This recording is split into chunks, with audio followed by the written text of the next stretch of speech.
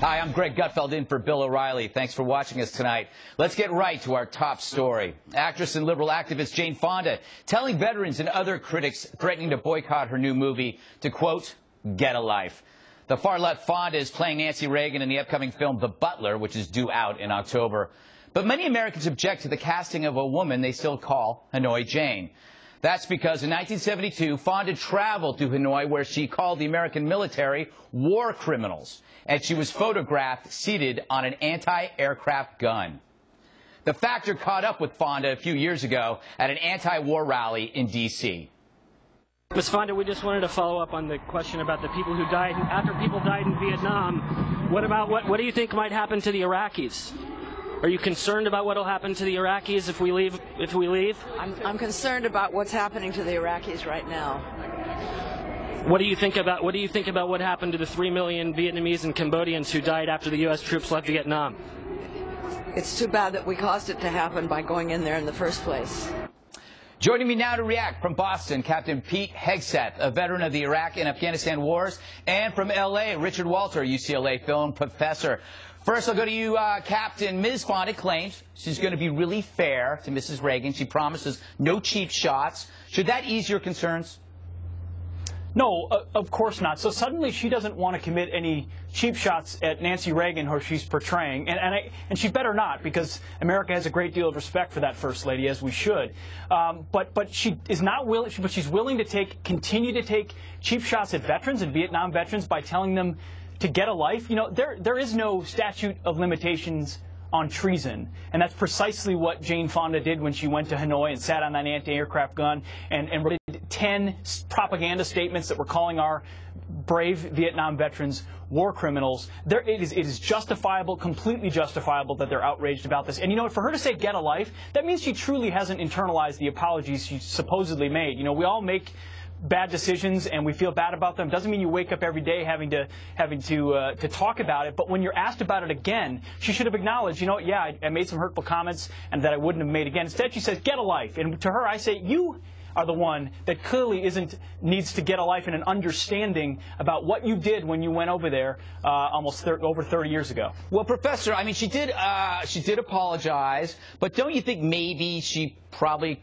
could have chosen some better words than get a life, because it kind of raises old concerns about her hating America? Yeah, she said a lot of dumb things over her life, and that's one of them. Certainly she was wrong to go to Vietnam and to be photographed on the anti-aircraft gun battery, and she does apologize for that, and she does renounce that and ask for forgiveness. It is the American way, and it's part of the religious tradition in this nation to forgive people who ask to be forgiven. No, she shouldn't say get a life, but she's not going to. How can she take cheap shots at Nancy Reagan? She's going to be reading a script. God bless our veterans for their service to the nation.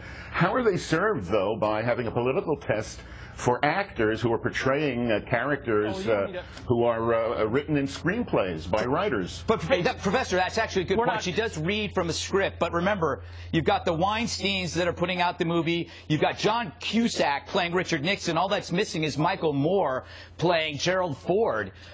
So it comes from an ideology. I'm sorry, is that you, Captain?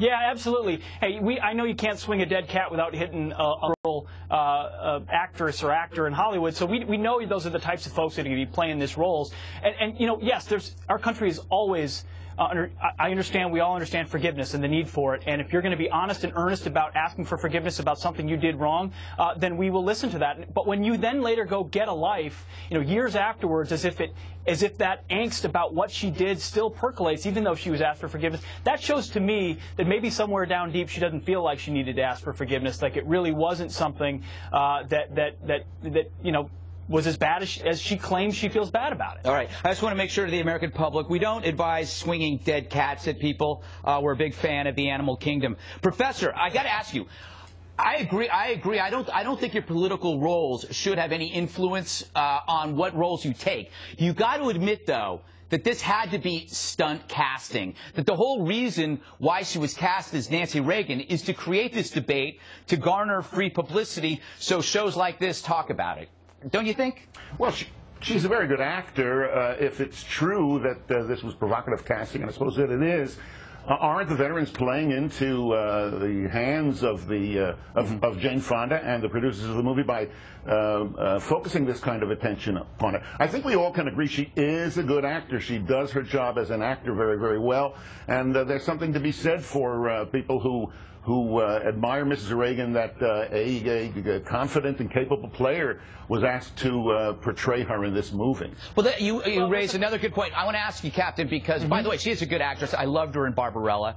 Captain, is boycotting the answer? Because even if let's say you find the casting weird and off-putting, are you playing into their hands by making a big deal out of it? In fact, Jane Fonda said that she enjoys the hoopla because maybe that will get more people to see the film. So in a way, are you taking her too seriously by paying attention when in fact maybe you should just say, you know what, she's past her prime, this is a waste of time?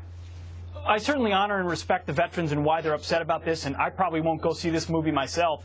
But at the same time, yeah, the professor's probably right that this increases the publicity around a film that not a whole lot of people are going to see anyway, because we know when Hollywood tries to play politics, no one shows up to watch it.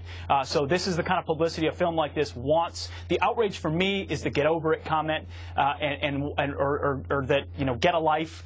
To me, that underscores that she doesn't fully understand what it means with the treasonous actions she took and the outrage Vietnam vets have around what that meant to them in their service. There are 58,000 men in the ground in Vietnam who gave blood and don't have a life. And Jane Fonda was part of the reason their war was so difficult. Yeah, it's amazing how off-the-cuff remarks often reveal the honesty behind a public persona. I mean, she has apologized, but you can tell that underneath it's like she really doesn't take it that as seriously as everybody else does. All right, we got to go. Gentlemen, thanks so much. Next on the rundown, new worries about North Korea.